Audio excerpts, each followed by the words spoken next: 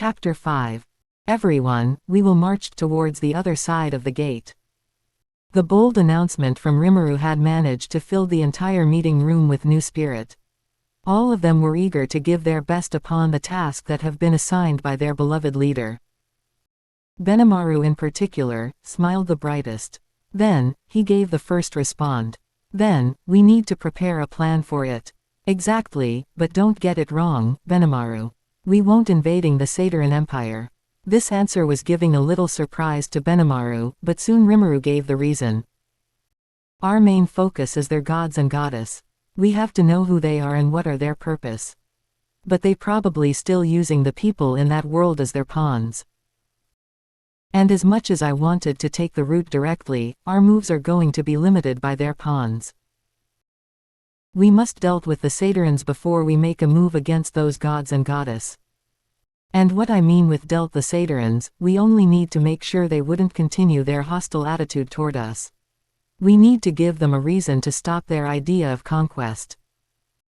Not just Benimaru, many other ministers starting to understand more of Rimuru's intention.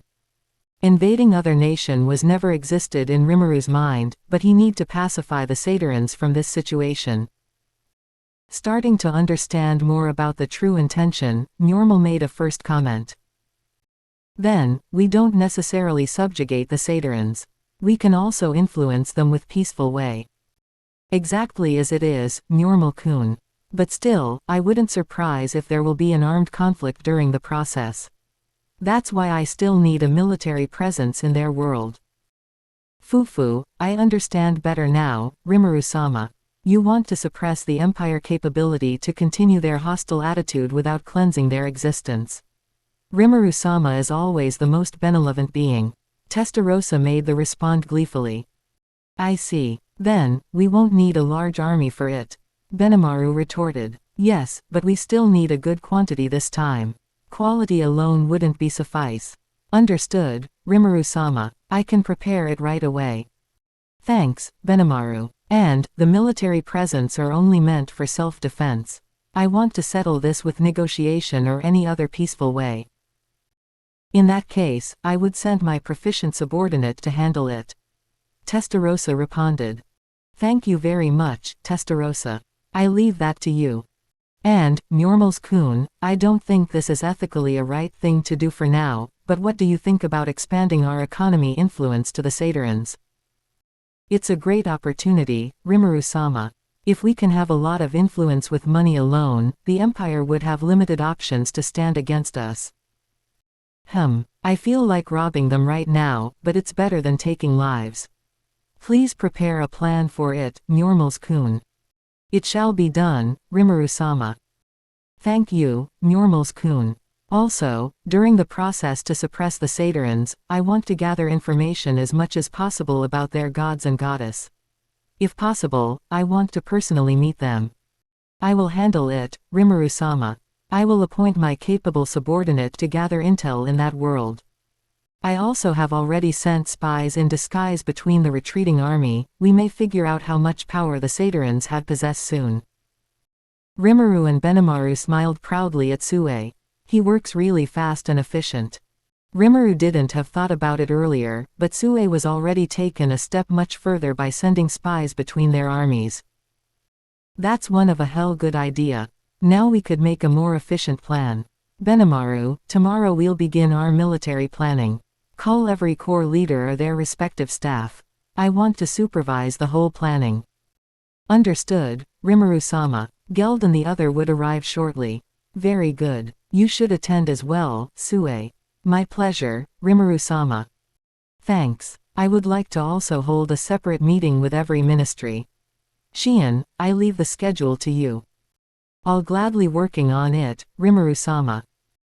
Now, until further notice, I call it off for today's emergency meeting. Thank you for your attendance, everyone. Everyone present responded with smile and respectfully excused themselves. They all began to prepare their roles. Jura Tempest Federation would not let this go as the enemy wanted. The next day, Rimuru held a special meeting with his military staff. Benimaru as the Supreme General hold the second highest authority after Rimuru in military sector. The other attendees were the Army Corps leader and their adjutant, military advisors, intelligence bureau, quartermasters, and many more. The topic of today's meeting is the continuation of yesterday's emergency meeting. Right now, Rimuru intended to make a plan on how the military sector should acted. Rimuru-sama, we all have gathered. Thank you for arriving on time, everyone. Now, let's get started. Rimuru start the meeting with an explanation about his intention to send his military presence to the world beyond the gate. However, he did not intended to invade the Saturans. He just want his military presence to be the self-defense force during the process to pacify the Saturans with negotiations. But, he also wanted to make an impression of his superior military strength to the Saturans in hope to limiting the Sataran Empire's move. Benimaru had thought about this and proposed to send some elite unit alone such as his personal guard, Kurenai. Kurenai are currently a famous elite unit that were well known throughout the world. It's an army of Oni, boasting a strength of S-class for every each of its member. Led by Benimaru's adjutant, Gabua, the Kurenai unit consisted with 500 members. And to give more perspective of how strong they are, each of the member could rival Old Demon Lord. Kurenai was initially consisted with a newly evolved hobgoblin and goblinas into an ogre and only consisted with just 100 members. But after the Great Tenma War, the members had increased and every one of them had evolved into an Oni. Their participation during the battle to defend Dworgen during the Eastern Empire invasion, and the Battle of Urizania against the army of Insectars, had successfully made them famous as they never failed to achieve victory. Although every high-ranking executives know they were still underpowered by Rimuru's personal retinue, the black numbers, Kurenai is not a joke either. It is understandable if Benimaru wanted to send his elite unit to make an impression of their powerful military strength. However, out of everyone's expectation, Sue disagree with the proposal. Why, if I may ask, Sue? Benimaru asked. We have just gathered a more valuable information from the prisoners. And I have to address this in this meeting. Rimuru-sama, may I? Sue tried to give everyone another piece of paper that was filled with the report of the newly information extracted from the prisoners. Of course, let we all know the updates, Sue. Yes. Sue gave everyone the reports, and everyone who present immediately read it. After several minutes reading, the first one to make a comment was Rimuru. So the Satarans are looking down to the demi-human race. This is gonna make it more difficult. So we face the same problem like we used to be, a discrimination against non-human race. But it seems, the Satarans done it more awfully. Benimaru responded. Slavery, war fodder, prostitutes, they all see the demi-humans that way. If we sent our non-human people, they would never wanted to talk with us. Hekuro made another comment. But that is something that could be changed. Rimuru-sama has proved it. However, it would be a long journey to achieve a same feat like we're now. Geld retorted. Exactly, Geld. What I want is to suppress their hostile attitude. But if we sent our monsters or demi-human people beyond that gate, what we receive would be an increasing hostility. Rimuru remarks. Then, we have no choice to settle this with our human people. Or at least, some of ours who can look like a human, like the Dragonutes for the example. Said Benimaru. That's why I disagree with your initial proposal to send the Kurenai. Although right now they all seems to almost look like a human, they still have many parts on their body that will shown as non-humans. Some of my men could disguise as a perfect human. However, yours are not. Sue retorted Benimaru's words. I understand now. So, that leave us with only one option. Benimaru looked at one of the Army Corps leader. In particular, the newly formed Army Corps. Sir, you're the only one capable right now. Seeing the sudden change of conversation, everyone looked at Sir. The Grey Numbers Corps, the newly formed army, was having zero experience in battlefield. However, everyone acknowledged their strength. After series of joint training, they found that these fellow human warrior are very strong. And more than that, right now they are the most capable with handling the technological advancement. I agree. I believe Ser Dono have a capability to handle the task. Geld gave his support. Me too, Ser Dono is a great warrior. I believe he could dealt even the deity in the world beyond the gate. Gwahaha, Gabaru also showed his agreement, with his own way. The Grey Corps are consisted with human warriors. This is a perfect unit for the task. Hekuro agreed with Benimaru. The other people who attend also showed their agreement and support the decision. However, Ser hasn't been said a single word yet.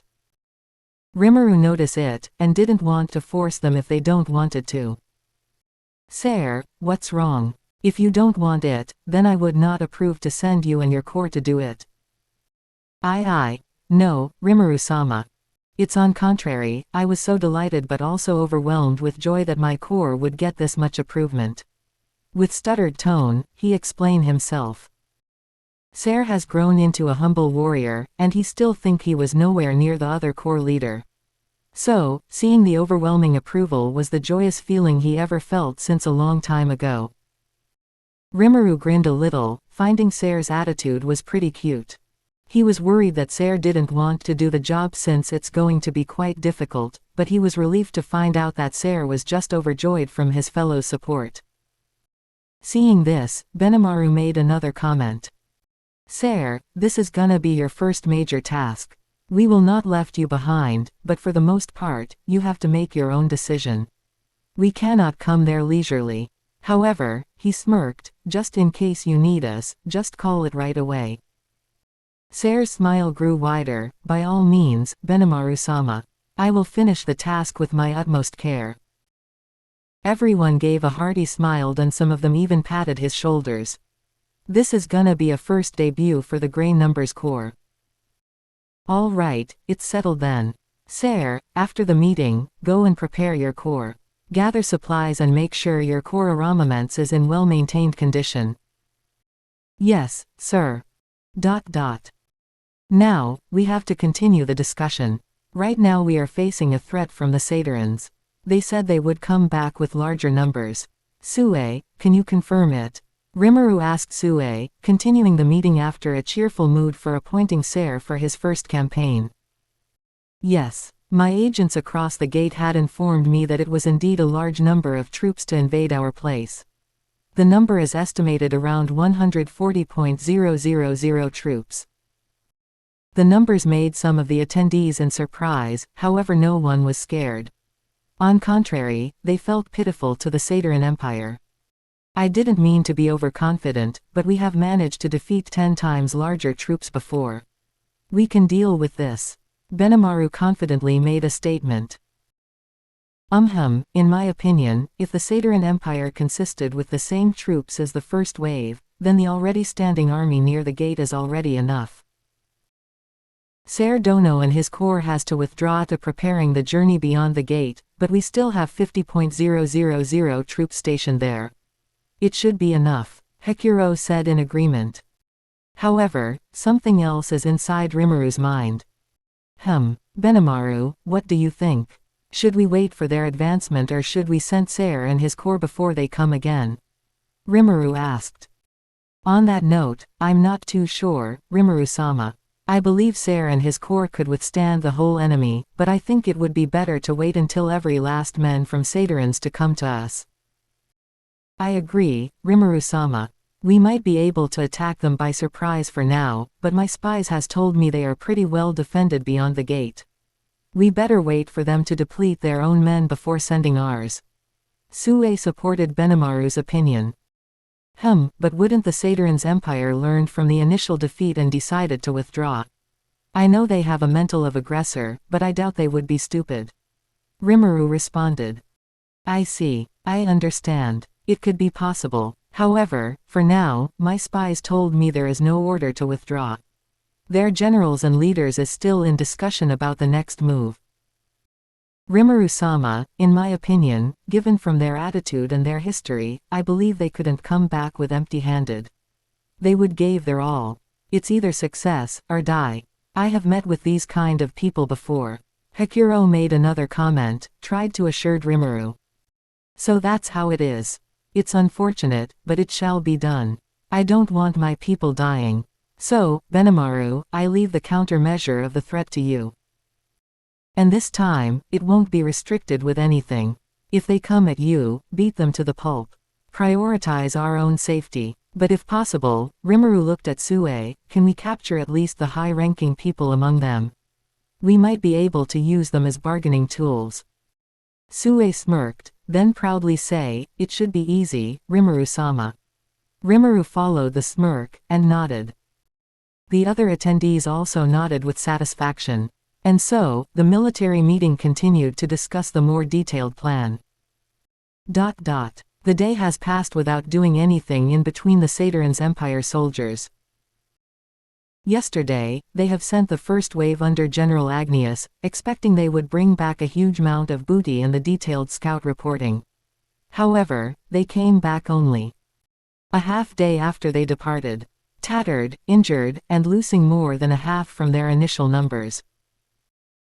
The elite legionnaires, trained cavalries, even the W.V. Verne riders had been utterly defeated by mysterious force beyond the gate. The levy's troops had become uneasy since the return of the first wave. They had heard the tale from the surviving troops of the first wave. They heard about the giant orcs and the mysterious flying human who slaughtered the wyvern riders. At first, no one believed it. But as time goes by, those tales are getting more make sense since they couldn't imagine another cause for their defeat. Some who got newly conscripted, had started a mutiny. Monsters exist in their world, and they were a fearsome creature for ordinary people. For the levies who were only trained for a brief moment, this is too much to handle. The Saturn Empire, for the first time, had bite too much they can chew. The talk for mutiny had been grow and grow as the day passes. And many of the officers got themselves busy to hunt down the perpetrator. Inside the commanding tent, Marquis Callios, Prince Diabo, and other patricians and generals held a war council. The news of General Agnias' defeat had given them a headache. The combined professional and elite unit, with total 20,000 troops, has been reduced into 8,000 in just merely half a day. Marquis Callios is no fool to consider this as a big loss, and should be evaluated properly. First they interrogate General Agnias. The council demanded his responsibility, and many patricians had blamed him for being incompetent. General Agnias, for being a warrior at heart, had to admit he probably could do better. But, as prideful as he is, he managed to admit the army beyond the gate was very powerful and he wouldn't be able to win if he forced his men to keep attacking. Marquis Callios, being a veteran of war, understood right away that in many times, triumph couldn't be achieved without tasting a defeat. He forgave General Agnias, and plead to his fellow patrician to forgive Agnias. However, Prince Diabo have a little patience with this situation. Marquis Callios, we cannot just stay and do nothing. Let me take the half of the entire army and I will lead the invasion personally. I will bring a victory for the empire. Marquis Callios looked at Prince Diabo with sympathetic eyes. He understood that Prince Diabo need to gain glory to win the throne from his brother. He also knew pretty well of Prince Diabo. Prince Diabo is still young, vigorous, smart, full of spirit, but fool. No matter how smart he is, if he blinded by ambition, it was worth of nothing more than easy prey. He did not dare to let him grow into a foolish man. Your Highness, I understand your frustration. But we can't do that. Why? Do you think I would lose? It's not the point, it's abo. Liar. You think I'm still young and fool. Just give me the right to lead the army, and I will end this grim situation. Your Highness, please enough. I will do it myself. Don't you dare to. Clack. A sound of clap were heard throughout the tent. Everyone was stunned by the sight. Marquis Callios has mercilessly slapped Prince Diabo. Prince Diabo was beyond stunned, he's more confused than angry. He looked at Marquis Callios with disbelieved looks. No one had ever gave him a harsh treatment, except from his father. Why you? Diabo held his slapped cheek, the confusion had started to turn into anger. Forgive me, Your Highness. My hand is slipped. Marquis Callios calmly put his hand down. Many of other people still couldn't believe what just happened, especially Diabo himself. But Marquis Callios stayed calmed. He let the slap to sink in Diabo's mind.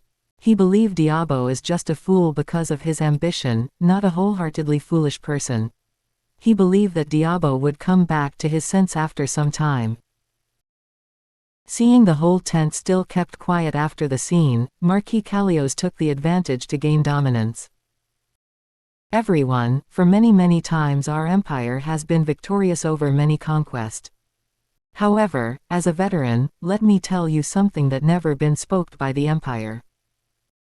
Everyone looking at him with curious look. Diabo, although he still shocked and angry by the slap, he couldn't resist his curiosity towards Marquis Callios's words. Marquis Callios look around the tent once again, making sure everyone's attention is directed to him. Then, he take a deep breath, and then started to speak. For many of our glorious victory, the Empire also got himself defeated sometime. Several gasps could be heard, but Marquis Callios kept continue.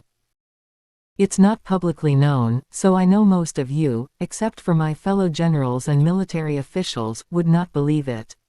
Yes, we sometime taste a bitter defeat at our conquest. The whole council is still silent. Marquis Callios had a strange of domineering aura that no one dared to interrupt. Most of our defeat was happen because our lacks of knowledge about the enemy. We simply don't know what are they capable of, how good is their commander, how well they know their terrain, and how persistent they are to fight against us. Those are few factors that could lead to our defeat. However, Marquis Callios take a short pause, looking at Prince Diabo, we adapt. We didn't give up and we make a new strategy to face them. We fought against Arctic people, so we change our steel armor into a thick wool with winter equipment. We fight against desert tribes, so we strengthen our supply line to keep our army marching and well fed. We subjugate the Elban kingdom with our superior numbers, so Duran didn't have any option and tricks to face against us. My fellow empire subject, a victory is not come by a single battle. It's coming from a series of battle. Not one, not two, but many battle. We learn everything we can to adapt against their advantage. So this time, we tasted defeat, yes, an utter defeat with huge loss. However, we're not finished yet. We still have enough strength to do our glorious conquest. The nation we faced right now is unknown, unfortunately. However, if they could arm their monster unit with such fine equipment, I can't fathom how much more gold they have in their treasury. My friends, this is what our mighty empire do best. We never gave up until we achieve our glory. This is what made our empire as the greatest. No one could withstand us, because we are the mighty one. A single defeat is not enough to make our mighty empire yield to the enemy. So, what say you all? The sudden fiery speech from Marquis Callios have made the whole tent burned in spirit. All of them had clenched their palm, fidgeting over excitement, and a fearless expression. Prince Diabo had forgetting his pain from the slap, and he too felt the excitement from Marquis Callios's words. He didn't feel embarrassed to admit it. Instead, he grabbed a cup of his wine, and raised it to the air as high as his hand could get. Then, he shouted loudly, "Long live the Empire!" The other, including Marquis Callios, had imitated his action, then counter-shouted, "Long live the Empire! For glory! For glory!" The whole tent erupted into a cheerful shout-out. A loud of clapping hands could be heard almost across the encampment. The battle is not over yet. To be continued. Chapter 6. 2 days after the first wave has been sent to the gate, the imperial soldiers of Saturn's empire prepared for another assault. However, the assault wouldn't be happen in near time. They were told to have a rest and maintain their equipments. The commanders are busy planning the another assault. After the motivation speech from Marquis Callios, the other generals had been eager to make a plan for another assault. Unfortunately, they couldn't gather much information about the enemy. The information from General Agnias and some of his commander-in-field wasn't enough to make an ideal plan. Marquis Callios were aware of this. Initially he already urged a scouting unit to once again crossing the gate. But every scout he sent was never coming back. They had probably been slain by the enemy defenders somehow. Because of this, Marquis Callios was certain the enemy had prepared a solid defensive line near the gate. And, he wanted to know how strong their defensive line are. He predicted the enemy would use the same troops, which is a monsters. And orcs are pretty much ideal creature to make a defensive line. They were big, powerful, and not scared to death. If they could make a discipline unit consisted from orcs, it will be very difficult to break through it. This prediction was also made some ruckus among the military commanders and patricians. They wanted to know what kind of nation that laid beyond the gate. Is it a monster nation? Is their world filled only with monsters? Is the human or inferior towards monsters?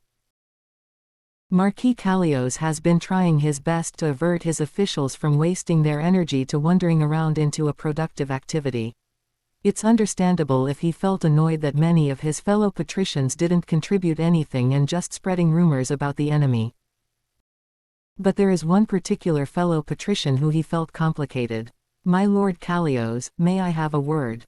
Yes, what is it, Count Formal? Count Formal has proved himself to be a brave warrior and shrewd aristocrat. He was one of the commander-in-field during the first wave, and he himself joined the legionnaires in the front line. He was covered with bruised, and his torso are still covered in bandage.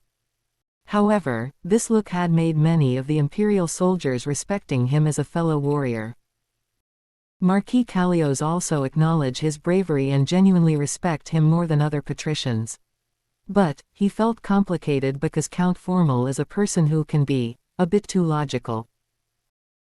It is a good thing to understand a complex tactic, but for the Saturans, it will worth of nothing if it means fighting without honor. It doesn't particularly mean that Count Formal don't have any sense of honor. But for Count Formal, a victory and honor could be a separate things depending the circumstance. It resulting some slight of disagreement among his fellow patricians.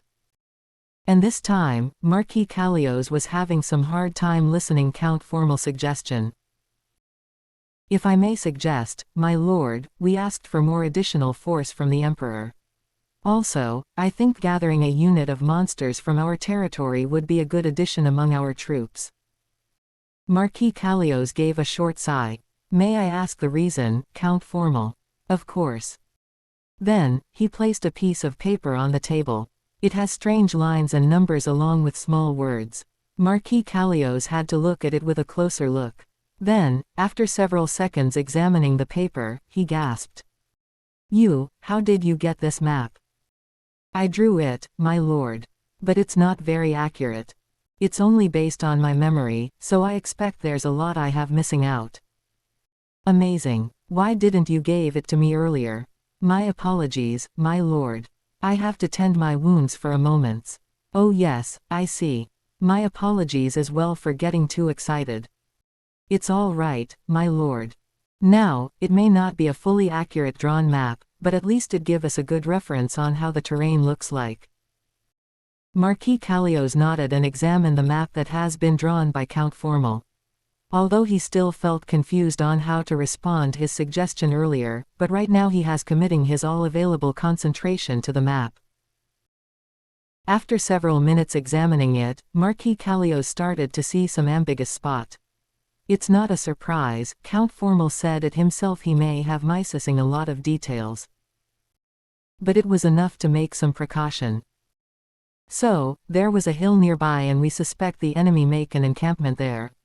Behind the gate there's a huge river, but in front of the gate is plain grass field. This is a forest. Yes, my lord. We were in a huge grass field when we arrived, but if we look a bit further, it seems like a huge forest. If the enemy made a camp upon a hill, it would be a strategic spot to scouting. We won't be able to make a surprise attack. Yes, that's why I suggest we add more additional troops. A monster unit would be preferred in my opinion. Ah yes, here we go. Marquis Callios's thought. Yes, I ask the reasoning now, Count Formal. It's simple. It's for probing attack. But monsters don't have any intelligence to do that. We sent our scouts with them, and hide them behind the monsters to looking for a weak spot.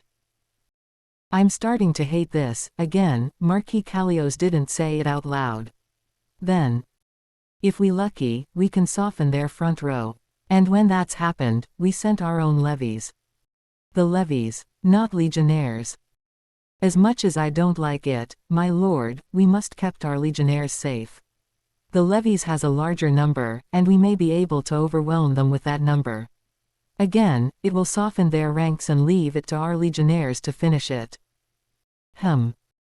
It is pretty much logical, but even the starting point is already an unacceptable move. Why? Because no one wants to give up the honor to lead the front row. I appreciate your suggestion, Count Formal. However, I don't think it would work.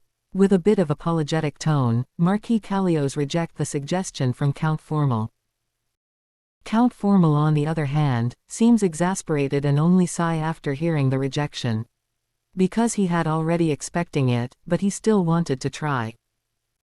I knew it. It is because of the honor of warrior, right? So you notice. Yes, I was only give it a try. It's unfortunate, but I understand the others' need for glory. I too, share the same view with them. Although I think I'm still capable to be more flexible. I understand. To be honest, I have much more obnoxious suggestion in your point of view, but I think this is the most certain way to win. Marquis Callios sighed once again. Count Formal's suggestion was practically discarding the chance to take glory from the soldiers and gave it to the mindless monsters, and right now he said he have something more outrageous. Although he didn't want to know, out of respect for Count Formal, he decided to respond. You can tell me if you want. Count Formal smirked and followed with a short sigh. He looked up to Marquis Callios with tired look, a bit hesitate to actually tell it. But in the end, he decided to let Marquis Callios know. In my mind, we better retreated right now and strengthen our outpost. We make a heavy fortification here and wait them to attack first. That is outrageous. Marquis Callios had already expecting something like delaying the invasion for a month or something like that, but he never thought Count Formal would suggest to retreated and let the enemy to make a step in this world. But Count Formal only gave a short laugh. He also expecting Marquis Callios would be upset, but not this much. He laughed not because he find it amusing, but he laughed because his calculation was wrong. I know. But I think the enemy would also starting to have an intention to cross the gate. If we decided to let them attacking, we would have an advantage in terrain. Right now we also have a huge number of army. It will make a good fortification. However, if we attacked right now, we don't know how high our chances. To be honest, I think we would failed in this conquest.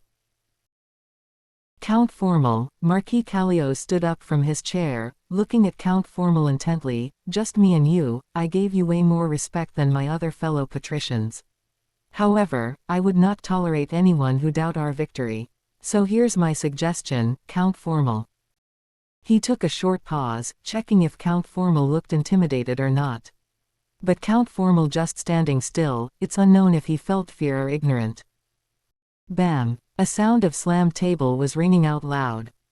You sharpen your blade, and go back to your men. Or I swear in the name of Emroy, I would beheading you myself. Count Formal kept his stoic face. He didn't really expecting this much of rage coming out from Marquis Callios. But, he knew what he said was an outrageous thing. So he admit to himself that he was the one at fault. And so, he gave a small nod and made himself out from the tent. If only I can say more. I hope what Diablo said before was a bluff. He murmured. He can't shake off the uneasy feeling from Diablo's threat. No, he sensed that Diablo only saying part of the truth. He remembered how it feels to trade blows with the giant orcs beyond the gate. No, it was not a trading blows. It was near-death experience. They numbered around 5,000, only fourth of the Imperial Legionnaires' total numbers. Yet, they hold their position with so much ease. Count Formal noticed that these orcs were only defending their position. They didn't advance or breaking their formation to chase them when they retreating. If those giant orcs had been on offensive, even with their inferior number, the Imperial would stand no chance. No matter how competent and flexible Marquis Kalios is, if he still wanted to conquer the world beyond the gate, he would meet failure. At this situation, Count Formal could be branded as coward. But Count Formal is one of the people who actually managed to survive the clash between the giant orcs. Whether it's because of his ability or pure luck, he didn't want to take it anymore. He didn't think it would be a matter of win or lose anymore, it's about cutting losses. I knew it, he said to himself, our gods has forsaken us. Quote. Yes, it's okay Gazel. We can handle this by ourselves. I'm more than certain about that, Rimuru. However, is there any chance that another gate or whatever it is would emerge somewhere else? Now that's something I'm not sure of. We really hasn't figured out who's behind this. We know a certain being named Hardy is the one who probably create the gate, but apart from he is the god of the underworld, we know nothing about him, or her. Hardy, huh. We don't have any record about someone named Hardy. Not even Testarossa who have lived since the creation of the world have known this being, Gazel. Don't worry about it. Hey, that somewhat make me more nervous. PFF'd, I know right. Believe me, I also felt a bit anxious. Don't jest, Rimuru. You hold an unimaginable strength right now. I believe if you wanted to, you already made the Saturns flatten to the ground. But that's not the way you wanted, right? Of course not. That's very out of my value, and worth to note, my strength right now is. Ahahaha, relax Rimuru. I know you won't be like that. And I'm grateful that you choose to settle this as peaceful as possible. You know me, Gazel. But I feel a bit bad since I cannot oversee the whole process. I have so many things to do right now. I wonder if it's a good thing to leave it to my subordinates alone. It's perfectly fine. Your subordinates was always wanting to prove themselves to you, Rimuru. In many occasions, it was clear as day that your subordinates are thirst for your acknowledgement. Let them handle this by their own, but don't forsaken them. Keep an eye on them and gave them praise whenever they manage to achieve something. Hey, I knew that already, Gazel. But, thanks for reminding me. No problem. Sorry to intrude you with our emergency line. I can't sit idly when I know a mysterious gate could show up anywhere and send a wave of hostile people. Don't worry about that Gazel. Even if the gate appeared in your territory, I believe you could handle it as good as me. We may deal with them at ease if the aggressors are the same with the one who attacked you. But if somehow, what the gate have brought as demons, then it would be a difficult situation. Well, that would be a headache as well for me, You have a demons as subordinates, so you should be able to handle it at ease. Well, that's it from me. I hope you would keep giving Dworgen the updates from the gate phenomenon. Of course, I will keep updating it through the World Council, Gazel. However, if there's any particular updates that would need special treatment, we will inform you through our ambassador. Very well, we should go back to our respective duties. Thank you for your time, Rimuru. You're welcome, Gazel. The phone call closed, and the emergency communication has finished. Rimuru sighed after the phone was closed. He understand by the normal circumstance, Gazel was doing the right thing. As a king of nation, it's certainly not a laughing matter when they heard a phenomenon that could cause harm to their nation.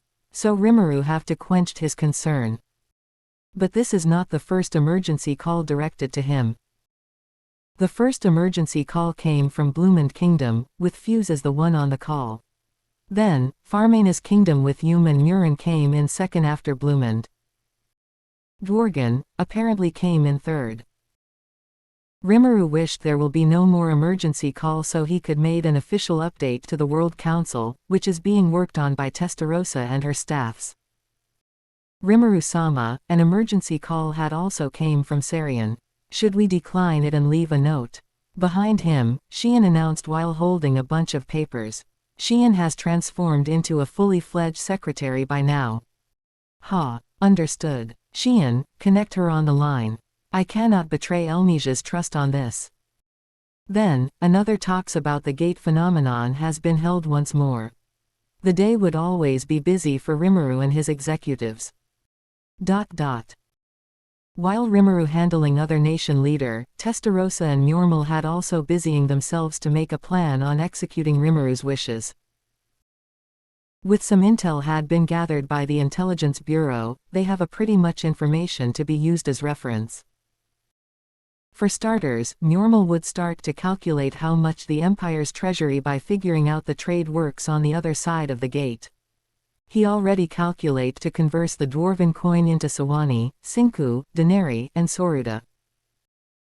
It's pretty intricate that the Sateran Empire uses a variety of metal coins with different value as well. Mjormul has to make a economy expansion where 2 dwarven gold coin is equivalent with 1 Sawani, but at the same time 1 dwarven gold coin is having more value than 2 Sinku. And it's getting more intricate to start figure out the exchange rate between the bronze and silver dwarven coin into Denarii and Soruda. But one certain thing that Mjormul had figured is dwarven coin has more value than the Sateran's currency. Suwani is a special coin that only several high up could use or in special occasion. Much like the stellar coin. For daily life, Sinku, Denarii, and Soruda are the most being used. This could be perceived as good and bad news. The good news is, with their current higher value, it would be easy to produce money for their operation in the Saterans. The exchange rate between dwarven gold coin and Sinku are already high enough to even start a rival company for the Saterans. They could purchase many goods from Saterans with low price in dwarven coin, and this mean there would be no need for massive funds for the economy expansion. The bad news is, it would be a disaster for the Saterans. With the dwarven coin being superior than their currency, they would need much bigger quantity of money to trade with Jura Tempest Federation. Mjormul couldn't imagine how disastrous this is. He imagining if they want to start trading a potion with a low grade alone, it already costed of 4 denarii. From the intelligence report, the prisoners that held in captive shared an information about the average salary. Most peasant or plebeian are paid in Soruda, which a 100 Soruda are equivalent with 1 denarii. And the average plebeian had an average income of 25 to 30 Soruda a day, depending on their job. It means the average of plebeian had only 7 to 9 denarii per month. In comparison, after many revolutionary production by Tempest, the average people in Cardinal World also have an income around 7 dwarven silver coins per month. But after many development and economic revolution, the average people outside of Tempest could afford 15 to 18 silver coin per month. This is also supported by a stable supply that prevent any kind of inflation. So, it had estimated the economy would grow higher and higher. On contrary, the Saterans seems to be quite fragile with fluctuation. The empire doesn't have a full control on circulation and let it run free by the merchants. Mjormul sighed at the situation. Well, at least he can make a good entry for business.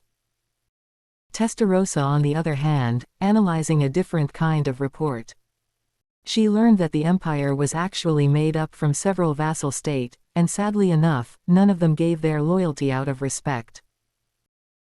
She learned that the Saterans are basically conquering their vassals with force, and without any proper control, they could lose their vassals in a blink of an eye. One in particular caught her attention. Elb Kingdom. Duran, it seems he's pretty famous among the Saterans. She murmured to herself. Although she found it pretty sad for the Saterans for their lack of respect given by their vassals, she find it as a great opportunity to give pressure on the Saterans. She immediately made a plan to give support for the vassals in the empire, but not enough to start an armed rebellion. She have another card to play for them. The main goal was to end the hostility from the Sateran Empire with negotiation. But if the negotiation failed, she would have another option than an armed conflict. Rimuru doesn't want the empire to collapse out of generosity, but it doesn't mean he disallowed to weaken the empire. So, you could figure out what's inside of Testarossa's mind when she knew there are many vassals in the empire that wanted to be independents. It's been 5 days since the first attack from the Satyran Empire. There is still no signs of the Satyrans would make a move, they seem to be still making a plan. Jura Tempest Federation was also preparing more plan to handle the situation. Many people got involved, from the highest executive until the lowest. One of them is the commander of the Grey Numbers Corps, Ser. Ser had taken much of his men to help him procure the supplies that would needed for the campaign.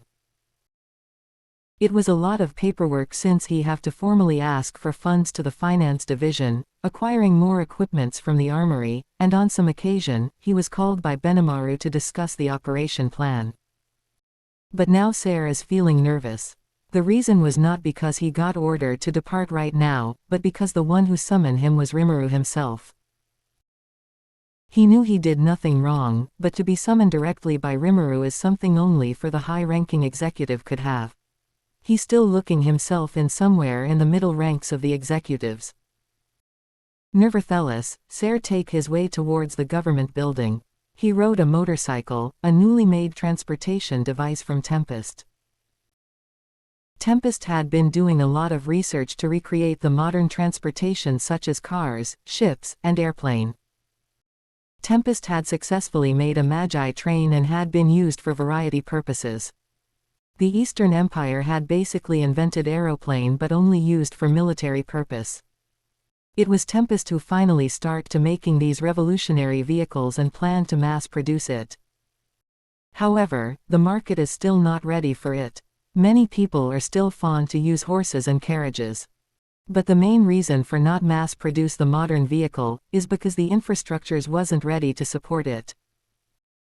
It will need a lot of shops that could serve the maintenance, a better material for roads, a wider roads, a fuel station, parking lot, traffic regulation, and many more. That's why, although the production of modern vehicles already exist, the number of vehicle they produce are still limited and only sold to certain people. Ser is one of the people who's not only could afford the motorcycle, but also pass the test to ride it. He was pretty proud of it, and starting to like riding his bike. His bike is much more fast than every horses he ever ride. Of course, this bike itself had been said to have 35 horsepower.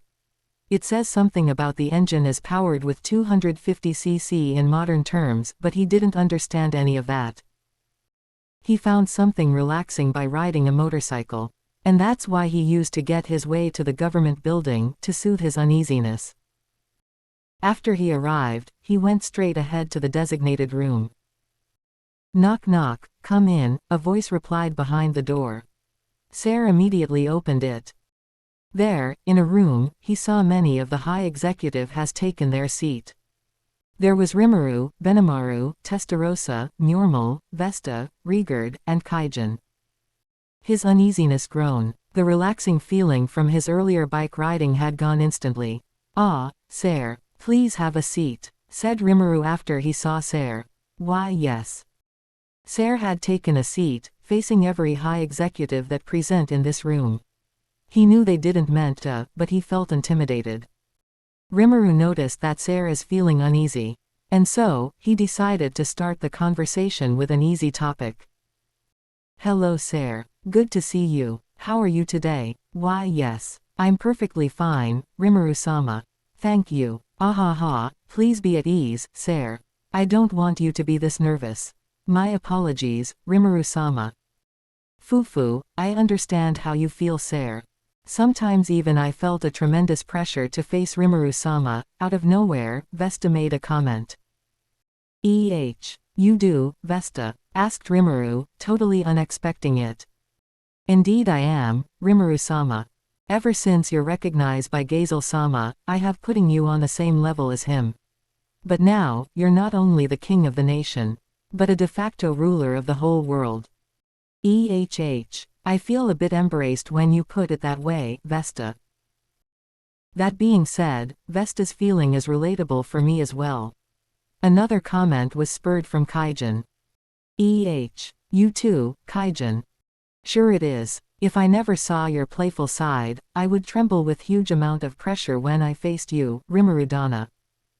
Oi oi, But I'm considering you all as my friends, you know. I never wanted to give you all such an impression. Hearing the answer, all of the high executive let out a small laugh. It's not a laugh of mocking, it's a laugh to show they understand what Rimuru's meant. Then, Benimaru spoke, you see, sir. Rimuru-sama is always like this with us. So you don't have to feel so tensed. Followed with a gentle smile. Why yes. My apologies. Fufu, it's a good thing to know your place. But it's not a bad thing to relax a bit, Sir-kun. Testarossa retorted. Sir is trying to give another apology, but Rimuru cut him out. All right. Sir-kun, we're here to discuss about the plan to pacify the Saturans. Are you ready? Sir, having his tense already easen up, only nodded firmly. Seeing this, Rimuru gave a warm smile. Very good. Now, I assume you already know your task, right? Yes, Rimuru-sama. Right, and I have to be honest with you, it won't be easy. Sir nodded. There will be a lot of things gonna happen. And many problems could arise, yet although our goal is simple, the process wouldn't be that simple. We don't want to conquer the Saturans, it will be a huge problem for the aftermath. And we didn't want to create a chaos beyond that gate.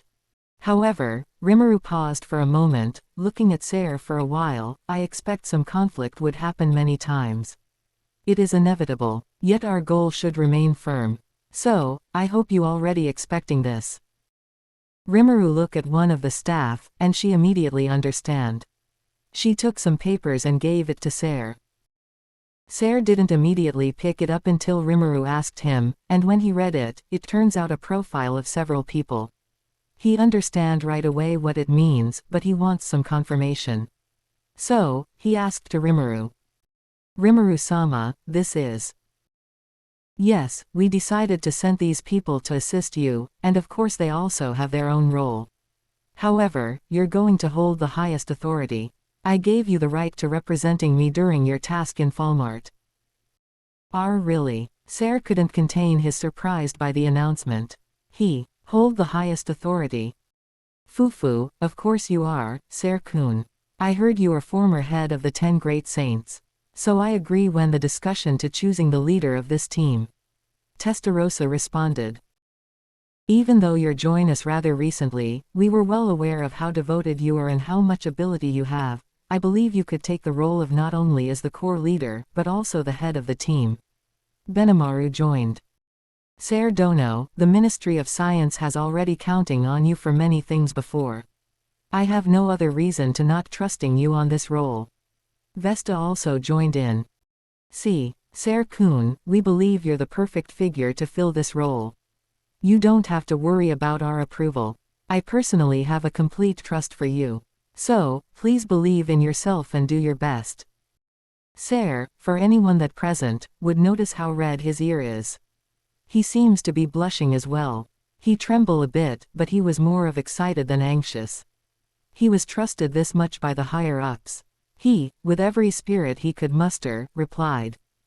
Yes, Rimuru-sama, leave it to me. Rimuru and other ministers smiled seeing him accepting the role. They felt proud and genuinely happy to see a high-spirited warrior.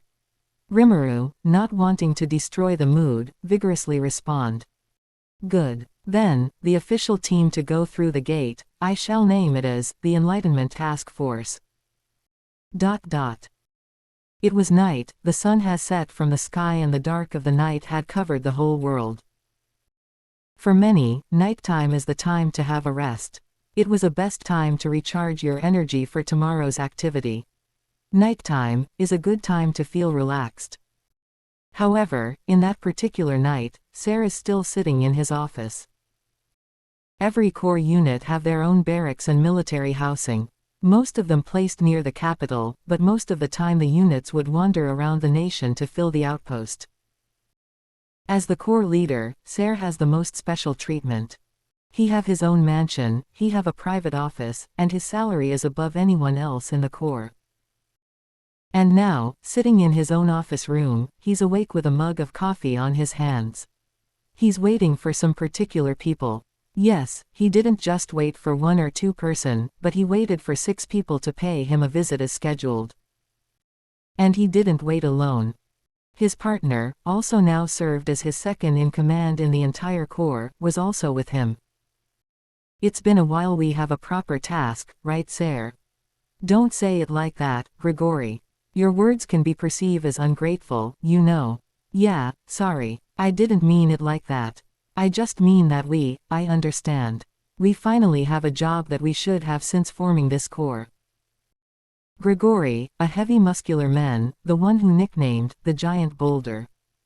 Although Grigori didn't evolve into a saint-like Ser, he have 400.000 existence point, which, it means he is very strong for a human.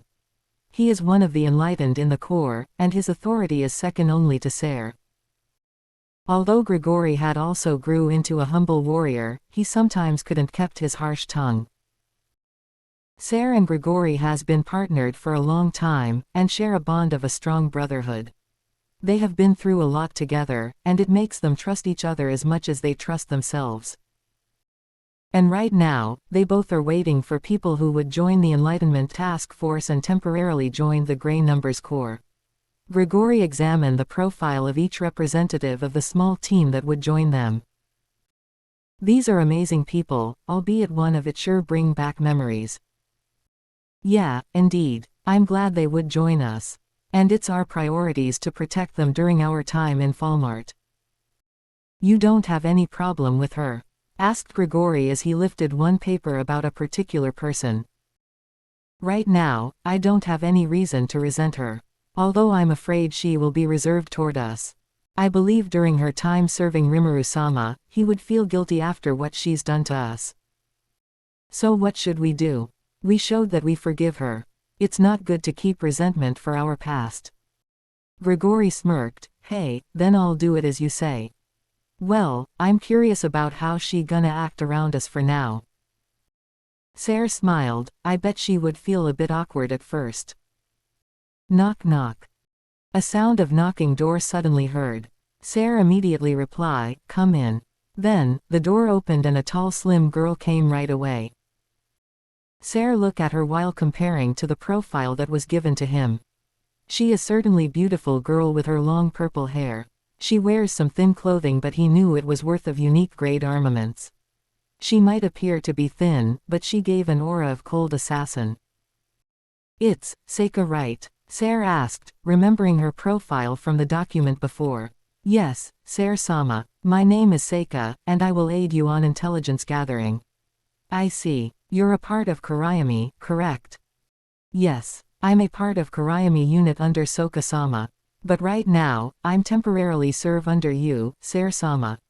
I also bring another 500 Dragonutes to support the intelligence gathering. I hope we could get along. Likewise, Seika-san. I'm glad to have you in the team. Me too, Ser-sama. You were well known even before joined the nation. I heard so many thing about you, Ser-sama. Ser had a bit of blush. He just hoped Seika didn't knew how arrogant he was when he's still a part of the 10 great saints. To ease his feeling, he pretend to clear his throat. Ekam, thank you. I also heard how fearsome Tempest secret squad is. Now, Seika-san, you already have the outline of our plan, right? Yes, Ser-sama. I will do my utmost care to assist you. However, if I may be honest, it will be a pretty difficult job. I understand. From what we already gather, the Saturn Empire is very large. It will be difficult for you to spying the whole region. That's why we need to make a priorities on which place we should keep in watch. Do you have an idea for that, Ser-sama? We certainly need to keep an eye for every temple. We also need to gather intelligence in the big cities. But I think the most prominent is to place a spy in the Imperial Castle in Sedera. Seika gave a smile upon hearing the statement. I agree, Ser-sama. You can leave it to me for espionage. Just tell me where I should go, and I will send a proficient member to investigate it. Understood. I'm counting on you, Seika-san. In meanwhile, we haven't received an order to march toward Falmart. So make yourself comfortable here. I'll assign my men to prepare you a place to stay. Thank you very much, Sar-sama. Then, until further notice, I'll be excusing myself. See you soon, Seika-san. Seika smiled and nodded. Then, she exited the room and closed the door. She's beautiful, Grigori commented. Hush, she's very powerful. I bet she's in S-class in terms of strength. I knew it already. I'm just saying what I saw. Just be careful for the timing. Then Sar sipped his coffee. A moment later, another knock on the door was heard. Sar immediately gave a permission to come in. And when the door opened, a man with fancy attire came in. He gave an aura of aristocrat, a very well-educated man, and a shrewd calculative figure. Sar only ever heard his name when he still served as one of the 10 great saints, but aside from knowing his name, he knew nothing else. The men had entered the room with such elegance, yet somehow menacing. Even Grigori couldn't say anything upon seeing this man. Greetings, Sar Dono. My name is Viryard. I'm sent here to assist you in negotiation with the Saturans. I'll be in your care, and I hope we will get along. Greetings, Viryard Dono. We never met before, but I already knew your name as the Viscount in Bloomond Kingdom. Yes, I'm a former noble in Bloomond Kingdom. However, I have accepted Mile-Sama-Sama's invitation to work under him. And right now, Mile-Sama and Testarossa-sama had agreed to send me as aid for your task in Falmart. I see. You must be very familiar with nobility etiquette, right? I'm very sure of my competency, Sar-sama. It is Rimuru-sama's goal to pacify the Saturans with peaceful way. Perhaps, with my ability, I can help to make that happen. I'm very sure you can do it, Viryard Dono. I'm glad to have you in our team. Welcome aboard, Viryard Dono. It is my pleasure, Sar Dono. But if I may be honest, our task right now would be challenging. I'm afraid I couldn't do my job with a great speed. Oh no, don't worry about that, Viryard Dono. We didn't rush our things. We better do it right than do it fast. Viryard smiled. Thank you for your understanding. I promise I will give my best to assist you. I'll be counting on you as well, Viryard Dono. Then, I'll excuse myself. Sar nodded and Grigori had stand up to open the door for Viryard. After Viryard exited the room, Grigori made a comment. That man seems very slick. He would be a fearsome noble. I know. Behind his elegance and fancy attire, I can sense he is very smart and calculative. Sar smirked. Hey, having him around, I'm sure the Saturns' nobility would having a hard time. It's our job to provide and protect him at all cost. I kinda like that guy. If you want, I'll personally be his bodyguard. Grigori cracked a joke. Ha ha ha, don't be silly Grigori. I need you as my vice leader. But you're right on one thing, we might need to assign a bodyguard for him. All right, I'll start to pick up some proficient men among our troops. Much obliged, Grigori. Knock knock, another knock on the door. This time, it was more than just one person. No, it seems these people are not a human anyway. Come in, Sar permitted. The door was opened and 3 little girls arrived. It seems the 3 of them are human, but their magicules are telling otherwise. Reporting, Sue. I'm Foss, a 3 Beastketeers candidate. Yo. My name is Stella, I'm here because Milam-sama permitted me to. I'm Nemu, nice to meet you. Sar and Grigori watched the flashy introduction, then look at each other. Grigori let out a suppressed laugh, while Sar sighing but followed with giggle. 3 girls, they seems to be so young. A child even. The one whose name is Foss is a lycanthrope, Stella seems to be human but upon more examining she's a dragonute, and last the one named Nemu is a harpy. Hello, my name is Sar. And I'm the acting leader of the whole force. And this is Grigori, my second in command. Yo, what's up lass? Grigori gave his own greetings. I'm very fine, Grigori-sama. We'll be in your care too, Sar-sama. Yeah, let's kick these so-called Sataran people out. I prefer to sleep. Grigori grinned looking at these 3 different characteristics, while Sar could only hold his head with his arms. You guys seems very lively. It's not a bad thing but I hope you can behave yourself during our mission. Of course, Ser-sama. We'll be very careful on every task you gave us. Foss responded, before Stella could even say a word. That's good. I heard from Rimuru-sama that Carrion-sama himself asked a favor to include you three in my force. It says you guys are proficient in reconnaissance. Can you explain more about it? We were ever get assigned by Intelligence Bureau to scouting the human nations such as Bloomond and Ingratia. I'm confident in our ability to blend in with society and adaptive to the surrounding. The one who answered is once again, Foss. Understood. I can use you as additional member in intelligence gathering. And also, Ser hesitate a bit but say it eventually, you guys looks like a children. We may found an opportunity to use that trait. But we're not a Kai. The one named Stella is starting to shout her disagreement, but Foss has immediately covered her mouth with her own hands. Yes, we would help you in any way possible, Foss replied immediately. All right you three, I'll have my men to prepare a room for you. Make yourself comfortable here, and tomorrow morning, let's have a training together with my troops. We cannot be unprepared before going to Falmart, do we?